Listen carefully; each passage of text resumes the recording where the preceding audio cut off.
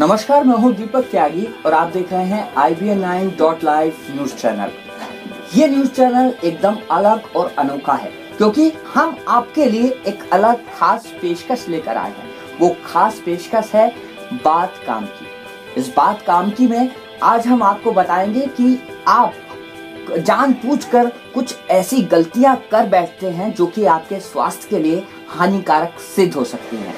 Example के तौर पर मैं आपको बता दूं कि कभी कभी जब भी आपके कान में खुजाई लगती है, खुजली लगती है, तो आप रुई लगा के तिल्ली में को कान को खुजा देते हैं। वो कहीं ना कहीं आपके कान के पर्दे के लिए, आपके कान के लिए नुकसानदायक हो सकता है।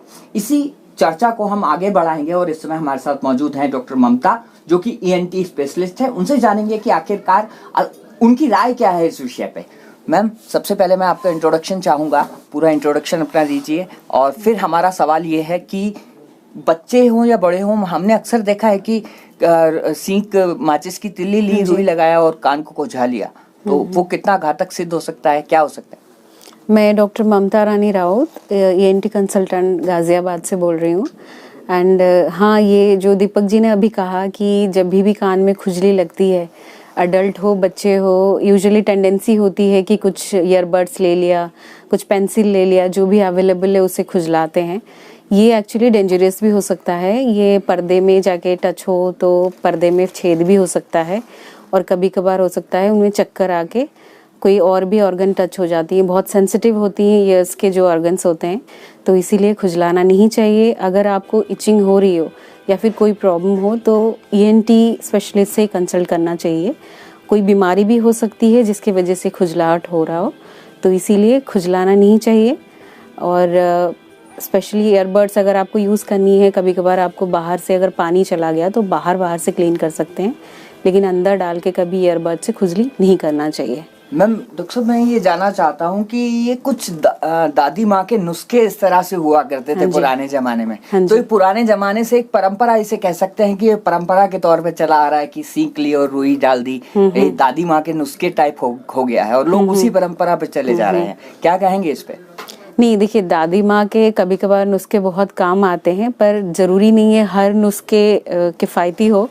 ये जो है ये करना नहीं चाहिए, बिल्कुल ऐसा है। ये घातक भी हो सकता है जो आपने जैसे कहा, और ये पर्दे को डैमेज करता है, तो इसीलिए अवॉइड करना चाहिए, नहीं करना चाहिए, अपने से खुजलाना नहीं चाहिए। बड़ों को देखकर बच्चे भी आजकल हमने देखा है कि बहुत सारी ऐसी तिल्लियों को कान में देते हैं और अवॉइड हो जाता है, उसके बाद कान का पर्दा फट जाता है, फिर पेशेंट को बहुत स्ट्रगल करना पड़ता है उसको सही करने के लिए। क्या कहेंगी, एक पेरेंट्स को क्या मैसेज देंगी, क्या करें वो? पेरेंट्स को ये बताना चाहूँगी मैं कि अगर बच्चों को ऐसी कुछ प्रॉब्लम हो रही है तो उन्हें ये समझाना चाहिए कि ऐसे नहीं करना चाहिए। ऐसे उनको हम ये मैसेज देंगे तभी वो बच्चे समझ पाएंगे, आगे जाके भी वो ना करें। क्योंकि कभी कभार अकेले में वो डाल देते हैं, तो ऐसे भी बच्चे आए हैं। कभी कभार पेंसिल का टुकड़ा वहाँ पे अंदर से मिलता है, लीड का टुकड़ा है, तो वो इसकी वजह से उनको प्रॉब्लम होती है, तो वो हमारे पास आते हैं दिखाने। तो बेटर है उनको एडवाइस किया जाए कि वो ऐसी चीज़ें अंदर ना डाले, सफाई ना करे। जो भी दिक्कत है तो डॉक्टर को ही सलाह ले, डॉक्टर के पास आए। अच्छा, खुजली तो अभी लग रही है, डॉक्टर के पास पहुंचते 1 घंटा 1.5 घंटा लग जाएगा, या हो सकता है शाम लग जाए, तो तुरंत एक फर्स्ट एड के तौर पे क्या दवाई देंगी आप? फर्स्ट एड के तौर पे तो यही है कि आप बाहर से, जैसे आपको खुजलाहट हो रही है तो इस जगह पे टच करके आप ऐसे कर सकते हैं, बट अंदर कुछ ना डाले, अपने से कुछ ना करें, बस यही है सलाह। Thank you. यानी कि ये बात बिल्कुल सही है कि यदि आपको अपने कान का पर्दा सही सलामत रखना है तो किसी भी माचिस की तिल्ली में रुई को लपेटकर अपने कान के अंदर ना दें, वो आपके लिए घातक सिद्ध हो सकता है। कहीं ना कहीं आपके कान का पर्दा भी डैमेज हो सकता है, ऐसा डॉक्टर ममता का कहना है। और डॉक्टर ममता का नहीं, बल्कि ये बिल्कुल सत्य बात है। अक्सर आदमी ये भूल जाता है खुजलाहट के समय कि वो कर क्या रहा है, और उसी चूक के चलते उसे इतना बड़ा नुकसान उठाना पड़ सकता है कि वो सोच भी नहीं सकता। वीडियो जर्नलिस्ट रोशन कुमार के साथ दीपक त्यागी, IBN9.live गाजियाबाद।